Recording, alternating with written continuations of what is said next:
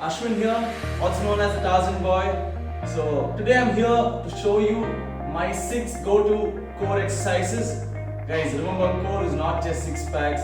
Core is all the muscles in your trunk. The trunk is basically from the bottom part of your chest all the way to the glutes. So you have a lot of muscles there. So we're going to focus on strengthening all those muscles and getting stronger with your core. Yeah. So don't believe all these belly fat losing and tone your left second pack or a third pack. That doesn't work, guys. You need to work on performance, building strength. Clear? Okay, so now let's look at each exercise and I'll be giving you an in-depth explanation, and I'll also show you a few easier versions of all these exercises.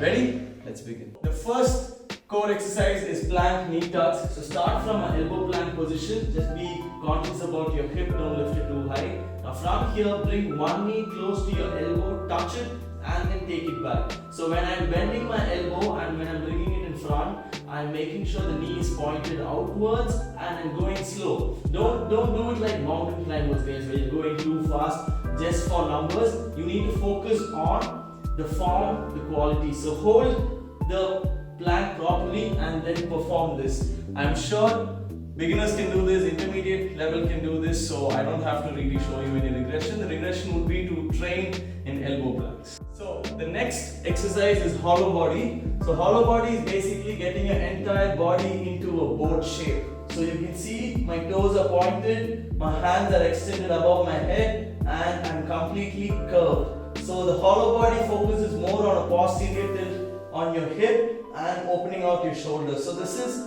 the right form to perform a hollow body. You can also look up, extend your hands more, point your toes more. So try and stay here for 30-40 seconds and remember to breathe when you hold this position. If you're not able to do this, the first step is to bring your hands in front. This reduces the intensity. Even if this is tough, then you can bend your knees a little bit and hold it over here. So you can see my upper back and my mid back is kind of off the ground.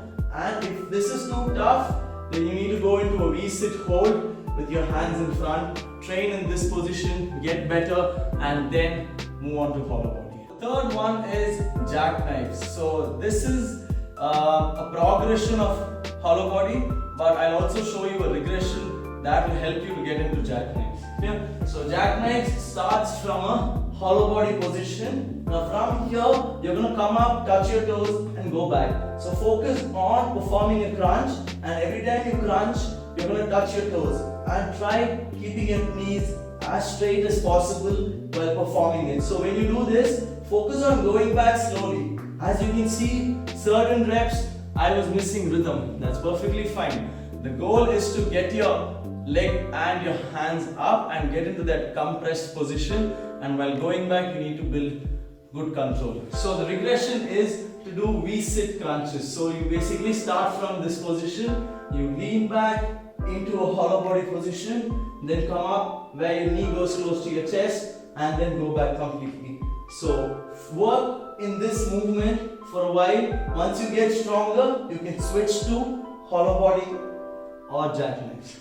So the fourth one is using sliders. So you can already see I've kept the sliders ready. So it's basically, I call it slide to pike. So you start from a high plank position, you place your toes on the slider, just make sure you have good grip and the surface has to be smooth so you can use the sliders properly.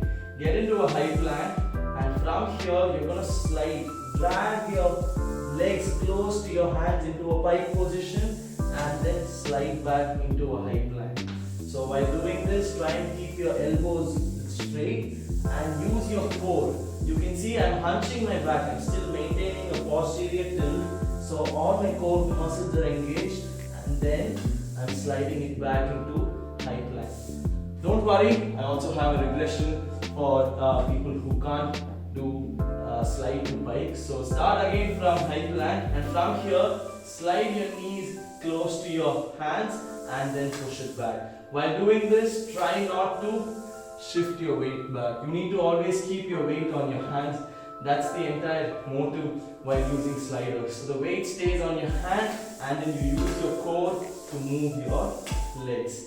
If you're not If you don't have a slider, don't worry, you can use a pair of socks and the flooring should just be smooth. The fifth one is ab rollouts. So that is why I'm holding an ab roller. I'm sure you can get it in any equipment store, so don't hesitate to invest in an ab roller, and it's very effective. There might be 100 ab exercises or ab roller exercises, but I only do one and I'm going to show that now, and I'll show you the perfect form to do it, which gives you more benefits. So start with your knees on the ground, hold on to the ab roller. We usually hold it like a bike, so don't flex your wrist, try and keep it neutral, clear, and hunch your back. So maintain a posterior tilt on your pelvis and then start the movement. So from here, maintaining the posterior tilt, you're going to move the ab roller in front, and at one point you will have to drop your head down where your shoulders are completely open and then roll it back to your starting position.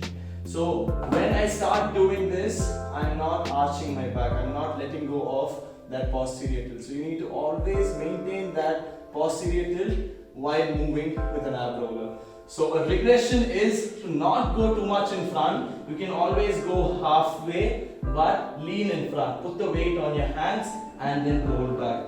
And progression is you can always roll out and hold it for 5 seconds and then roll halfway back and then roll out again. So this is more effective if you guys are already used to the ab rollout exercise. Clear?